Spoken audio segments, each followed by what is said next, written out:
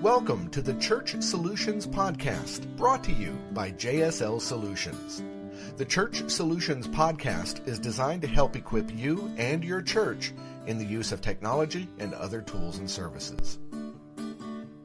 And now, here are your hosts, Steve Lacy and Phil Thompson. Hello, and welcome to another edition of the Church Solutions Podcast. Hi, my name is Steve Lacy. And I'm Phil Thompson, and we have it. We have the music, huh? The new music. It is playing. Yes. And I like it. Thank you very much, Chad Lacy. Yes. How much should we pay him for this? Just tons of cash. He got a lot. He made out like a bandit on this, probably, didn't he? Yes. Okay. Got probably free lunch. You offered to buy him some Taco Bell, right? No, he was compensated a little more than that. He was yes. All right. Well, good deal. So, folks, welcome to our podcast. This is the Church Solutions Podcast. We come to you about once a week. We are Steve and I work for a tech company called JSL Solutions, and we work with churches primarily, ministries, and we help those companies or those ministries, I should say. And occasionally there's a company in there, but mostly it's ministries and churches. We help them fulfill their purpose with technology. Yes. And we have lots of tech tools, which we will tell you about later, because this podcast is not about us. Yes. It's about helping you as a church leader, as a pastor, as a volunteer, helping you fulfill your purpose in your ministry. So exactly. there you have it. So what are we talking about today? So today, this has kind of always been a pet peeve of mine for many, many years, and it involves people helping new people when they walk into your church. Volunteers primarily helping a first-time guest when they walk into your actual building. And I have experienced so much of this over the years. So we're titling this thing the what do top we call it? 10 mistakes we see when volunteers are helping a first-time guest. Top 10 mistakes that volunteers many times make. And honestly, it's not just volunteers. I've seen pastors do this. People on staff do some of these things too. But and there may be more than 10 by the time we're done here, if we ad-lib a little bit. It could be. But I've noticed it ever since I started going into churches. I came from a Unitarian background, and when I started going to different churches, I had friends invite me to their churches when I was 16, 17. And I had some very awkward moments. Oh, yeah? As a first-time guest with the volunteers, huh? Yeah, or volunteers or people that they may not have been technically volunteers. They may have been members, I guess. Okay. But just some awkward stuff. And I felt like, so it's always kind of been a deal with me. And then, and then, of course, I've been involved in ministry. And so I've seen it from the eyes of a pastor or minister. We should start this off with, we really appreciate these volunteers and what they're doing, and that they're in that position to serve. Yes. But these are some mistakes that the volunteers can make, and just a little bit of training, and you can avoid these mistakes. Yeah, and we certainly do appreciate it. I don't want to make this sound like a slam against people that are helping the church, because we do appreciate volunteers. But I think sometimes volunteers don't necessarily see things from the perspective of an outsider, maybe. Yeah, could be. A new person walking in the building. So, all right, hopefully we can help. Let's jump into this. All right, let's jump into it. So number one. Volunteers have not really thought in advance about what my next step would be as a guest. So if I'm walking as a guest, they have not really thought it through as to, okay, I'm walking in the door, what's the next step? Yes, when I walk in. Or once you say, hey, how are you? Yeah. What's the next? Where do I steer this conversation? Right, the conversation and all that. So I think, it just takes a little bit of forethought, but okay, a new person walks in, and this is what I typically do. Now, I am on staff part-time for a church, but when I have a new person walking the door, I personally like to ask them, hey, thanks for finding us, and how did you happen to find us?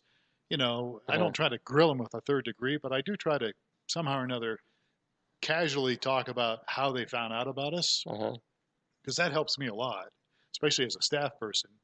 And even if I was just a volunteer, it would help me to relay that information to the appropriate people. Yeah. The prerequisite question would be, is this your first time here? Yeah, So, and that's even hard to do. And I actually am very careful about that because even though my group's only about 100 people, I still am bad with names and even bad with faces. And it's terrible, but a lot of times in the past, I would say, hey, is this your first time here? I've been coming here for 6 weeks. or Oh, I've been sorry here about for that. 6 years. Yeah, something like that. So what I try to do is I honestly try to say, oh, now help me remember here, is this one of your first times here? Because I'm better now. I can Right. usually figure out if somebody's relatively new. Yeah. So I try to approach it with that angle, like, hey, I seen you before or not? I'm not sure. Can you help me out here? Right. So that would be the beginning of the conversation, and then just Yeah, having some forethought to think through, okay, if they respond this way, then right. and then lead into this question or that question, or if you get the signal that hey, they don't want to chat with me. You do have to be sensitive, Yes. and that's why it's important, especially if you have greeters, people that are actually specifically greeters. Yes. They need to be the right kind of people for this because you don't want somebody too pushy, but you do want somebody that's friendly and somebody that then can ask the right questions Right. without being obtrusive Or intimidating. Yes. intimidating. Yeah. Yeah. And so I personally try to come off really nice and yet not that I'm not nice, but I try to come off friendly and yet not too pushy. But I like to know, okay, how did you hear about us? That's one of the things we Right. like to know. And maybe for your church, it might be a little different. You might want to talk to the appropriate people if you're a volunteer. What is it you really want to know in a nice way? How did they find us? Okay. Was it the internet, our website? Was it the sign? Was it our advertisement on radio? Those Right. kind of things. And yet not come off real pushy. Right. And you may have some other ulterior because you're the guys helping promote things. So, Well, I am, yeah. but it still is kind of good to know. So All right. volunteers, So you just need to put some advanced thought in this. yes. So number 2, and this is probably a very common one. I hate this one. Volunteers are talking with their friends and don't notice me. I see it all the time, and It's an easy trap to fall into. it's easy because a lot of times you don't see your friends. You might only see them once a week at church, or maybe once every couple of weeks. And so when you see them at church, it's very easy, and obviously it's important to catch up with your friends and Right. find out what's going on in their life. But again, I think if you are a volunteer, or even if you're not a volunteer and you see somebody new, I think if you're the kind of church I'm in, we want to make our guests feel welcome, and so that's the first thing we want to have in our minds. Yeah. And as I looked at this list, I kind of, in my mind, I'm putting these are really greeters at my church. Yeah. These are the first impression people. So yes, but let me just say this too. To me, greeters are very important, and yes, we just mentioned that how if you're going to greeter, you need to kind of be the right kind of a greeter, have the personality to be a greeter. But I think it's everybody's responsibility. If you're a member of a church, and you happen to see somebody new, to bust out of your clique and go, hey, there's somebody standing by themselves over there. Let's go and talk with them. I think you at least need to break the ice. And again, as you said earlier, if the person kind of sends the vibe out that, hey, thanks for being nice to me, but I don't really want to talk to you, you need to kind of be able to pick that up and give them the freedom. You're not like hanging over them. Right. But I see this all the time where I'm at. If somebody from my church is listening to this podcast, I might get in trouble. But I do see that a lot. And I've brought it up in my leadership team meetings. Guys, we've got to make sure that we are aware of the people around us. It's not just, how is the football season going and all that. So. Right. So this one's, I guess, related to number 2. Number 3, volunteers are doing task work and not available or responsive at the moment I show up. Yeah. And again, you mentioned just a couple minutes ago about greeters, or it's important for greeters to be greeting. But I think that, again, it comes down to, and I have a hard time with this too, because I am technically the executive pastor of my church. It's a part-time gig. The problem I have is some of the people that are volunteers that handle the bills and the finances and other people, they want to see me right as soon as they can to either give me checks to sign or talk to me about something that's, right. And it's all appropriate stuff. The problem is I also want to be available as much as I can to guests. Right. So it is a challenge for me because I have so much on my plate. But it doesn't just apply to me, because you could be a greeter It and could maybe part of your job is getting the coffee out. Right. Yeah. Setting or up the donuts out. Or yes. something So like that's that. what I was envisioning too. Right. Yeah, you don't want to be so into your work that you don't recognize That you people. blow people off. Right. It's like, oh yeah, I didn't see that guy. So, it's important to get stuff done, but it's, again, my perspective is, why are we here? We're here to serve people, Right. and we're here to connect with people. And yeah, serving them donuts is important, but what's even more important is making some contact with them and, letting them know, hey, we noticed you. We're glad you're here. Right. So having some forethought is number one. Avoid talking with your friends is number two, and three is doing task work. Mm-hmm. Number four. Volunteers generally hesitate when I initiate with a question. So I'm a first-time person. I walk in the door, and I have a question about the church or whatever it might be. I've seen this happen. People freeze up. So again, if you're a greeting or if you're welcoming somebody, you may not know all the answers, and I don't think you have to, but it sure would be good to get yourself up to date on things that might be some common questions. Yes, you would think. Could be something as, where do the kids go? I've got a couple kitties here. Where do I put them? Where is this? Where's that? And then, if you don't have an answer to a question, maybe point them or bring somebody to them, which would even be better. Yes. That might be able to help them with the question. I don't have that answer, but I know who might. Yeah, I mean, it could even be a theological question, Yeah. And it's one of these deals. What is it? Home Depot, I think.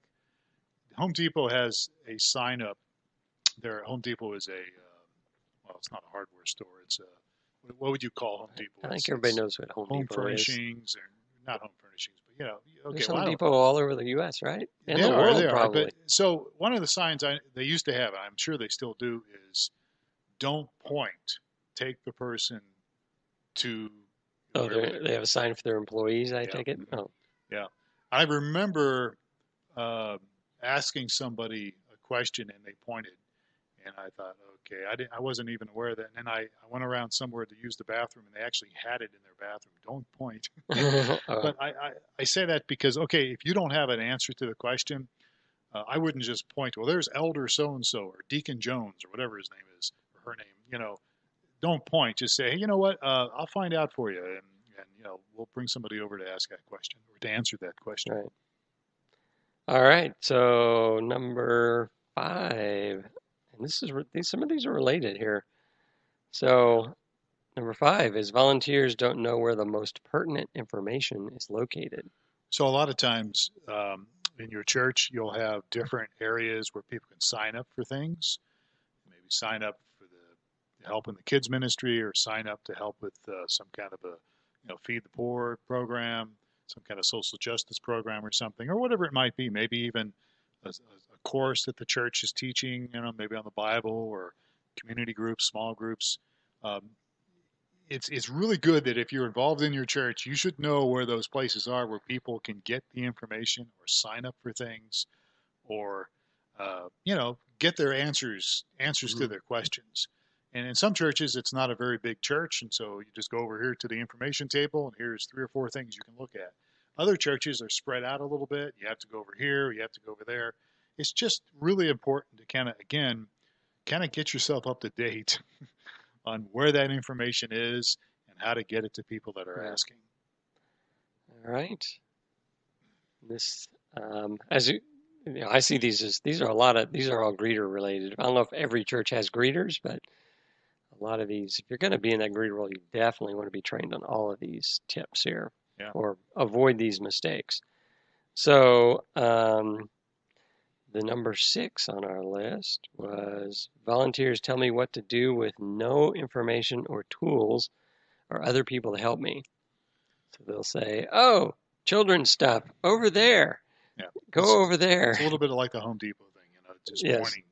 You don't want to just point. You want to come alongside. So again, I don't know if when I go to somewhere that's new, and I mean, even if it's a store and I'm looking for something, let alone a church or some other thing, you're walking in, and at least I do, I feel awkward. Okay, where do I go for this? What do I do here? And nothing bugs me more than feeling like I'm out there and nobody cares. Yeah. Or they treat you like an idiot, huh? Well, or You're just a like, number or something, like, oh, just go over there and you'll find it. yeah, So it's the people that take, and again, it's not just churches, but the people that take their time to yes. walk me through the process. And we have some role models at our church that are just naturally gifted in all of this stuff, and they do it without even thinking about Right. it. But they'll say somebody has a question. Oh, you're interested in that? Let me walk with you and take you over here. And then when you're walking with them, you're talking and getting more Right. info, and then you introduce them. I mean, that's the way you need to do it. And when we're talking about this list this morning on this podcast, it's not. I mean, nobody's perfect, and we're going to drop the ball on some of these things, and you can't always know every single thing, especially if you're in a large church that has lots of programs. But at least try to put an effort in to helping the person and letting them know, hey, I'm going to try my best here. I don't know this situation, but as we said earlier, I'm going to help you, try to help find the answer for you here. Mm-hmm. All right, and this is another very common one. It's kind of related to one of the first ones here. Number 7, volunteers are generally look preoccupied, distracted, or unsure of themselves in their nonverbals, even when they're trying to be friendly. Yeah, and I think, as we touched on earlier, if your job is to be a greeter of some type, then, you've got to be comfortable in that situation. Yes. Because you do, they talk about how your body sends out signals, nonverbal communication. So, if you're not comfortable greeting people, then maybe you shouldn't be in a greeter situation. Now, if you are in a situation where you're not a greeter, but you're still you're put into that circumstance, you just need to do the best you can. And if, again, get some help from somebody that might know. And the best way would be to kind of lead that person to the right person, not just point. Right. And this is all about stature and posture and things like that, right? Yeah, I think so. You don't want to look like I'm not interested in talking to anybody because I am folding these bulletins for you now. Yeah. Some of this stuff is pretty basic as far as basic relational things. But there's a lot of us out there that are very awkward around people. So it does happen. Yes. All right. We ready to move on? Yes, go ahead. Number 8, volunteers are unaware of the basic how-to questions for checking in children of every age. Yeah, I'm guilty of this. I have been in the past. I think that, you owe yourself and you owe the people that come to your church. You need to take a little bit of time to at least try to get up to date. Yeah, walk through the process once with somebody else or something. It's like, where do the babies go? If you got a 4-year-old, where do they go? If you got a second grader or a junior high kid, what's... Yeah, I think it takes a little bit of time to do that, but once you do that, at least you'll have a good understanding of it. And again, put yourself in the position of a first-time guest, especially with kids. They're walking in your building. They don't know what to expect. Maybe somebody invited them, maybe they didn't. Right. They're feeling kind of awkward, and now they're lost, and you're fumbling around going, I don't know, I think you leave your kids in the car. Yeah, don't do that. Especially in Arizona. So basic how-to stuff. Yes. Just get yourself educated. Yes. So number 9, this is, and the good volunteers do a really good job of this, is volunteers don't introduce me to others at church. Again, it just comes down to some common sense here and being sensitive to people. I like to introduce other people because I like to get out of the conversation. Well, this sounds kind of mean, but I mean, I'll spend a little bit of time with the person. Yeah. My role, I'm on staff, so my role is I've got several things going on. I kind of am the guy that produces our Sunday experience. So I have to be careful that I don't get caught up in something. I drop the ball on something because I'm having a long conversation with a new person. So what I try to do is introduce them to somebody. So, and some of these play together here so that if you know subsequent questions you would need to ask in the beginning, you can kind of start to pull out some information that's, this guy also works at company XYZ. Let Right. me take you over and meet Joe if you don't know him already. Yeah, exactly. Yeah. Those kind of things. But introducing is good. It's a good thing because you want to get other people. And honestly, if you're an introvert like me, it gets you off the hook. So be nice, but yet introduce them to some other people. You're probably not the ideal role for the greeter then. Well, I'm probably not, but Oh, I know how I'm to not. do it. I can fake it. You know, I can be nice and friendly to people and that kind of a thing. But yeah, so yeah. All right, So the last point here. Last point, volunteers give me written information that is not important or strategic, which sends me off to the trash can. Yeah, so this is almost an extreme of what we were talking about. The other side of the coin here, and that is when somebody walks in and you just load them up with brochures, things going on at the church, Right. maybe you have a lot going on in your church and you just load them up with stuff. So that's the extreme of what we were talking about earlier, not paying any attention to them, but giving them too much stuff. So I think, I just try to make sure people have a program, and because we have a connection card in the program and we encourage people to fill that out. I've said that earlier. I've said that before in our podcast, but I think that's all they need. And there's an information table that has other stuff on it. Right. So if they want to go over there and look at it, and I always say, hey, you can check that out if you want. Take one of those if you want. If not, no worries. That makes a big difference. You can overload people. Right. So I think there's a balance in everything we're talking about here. You don't want to smother people, but at the same time, you don't want to send a signal that, we're sorry you came here. That kind of a deal. We just ignore people. It's kind of frustrating. Yes. But this is always an issue for me. It's always a pet peeve because I see it all the time. I think I'm just really sensitive to it because of my background. Mm-hmm. Maybe I was wounded or hurt or rejected or something. I don't remember, but I'm just very sensitive to new people. And, your church, like my church, it's not for everybody. So they may come and they may never come back, but at least try to give them a good experience. Right. So there you have it. All right. So if you have something to add to this list of some issues maybe you've seen in your church and you could add to this list, let us know. Just send us an email, support@StreamingChurch.tv. And that's one of our companies, isn't it, Steve? StreamingChurch.tv. StreamingChurch.tv. So, yes. What do we do? We assist people in live streaming broadcasting their services. Okay. So we do Streaming Church. We have a mobile app for your church, and we have a church management and website management system through MyFlock. And we also have greeter.church. So StreamingChurch.tv is one domain, one website. The other one is churchapplive.com, which is again the same company, but it specializes in mobile apps.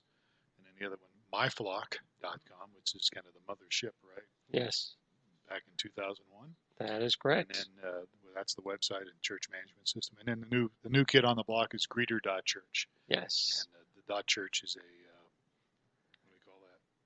Top-level domain. Top-level domain. One of these days I'll get that. So just type in greeter.church. You can find out more about it. So if we can help you, if anything, we would love to serve you in a way. All these things that we have as a company come with free trials. So you can always try it. If you don't like it, and that's fine. We won't bug you. But we think you'll like it. So give it a shot. And again, if we can help you, if anything, please let us know. Steve and I have been around the block a few times, and we have been involved in church work for a long time. Yes. So I'm proud of that. So we can help you in any way, we certainly want to. All right, so we are done. We will catch you again. Thank you for listening to the Church Solutions Podcast. His name is Steve Lacy. I'm Phil Thompson. We will see you again next time. Take care.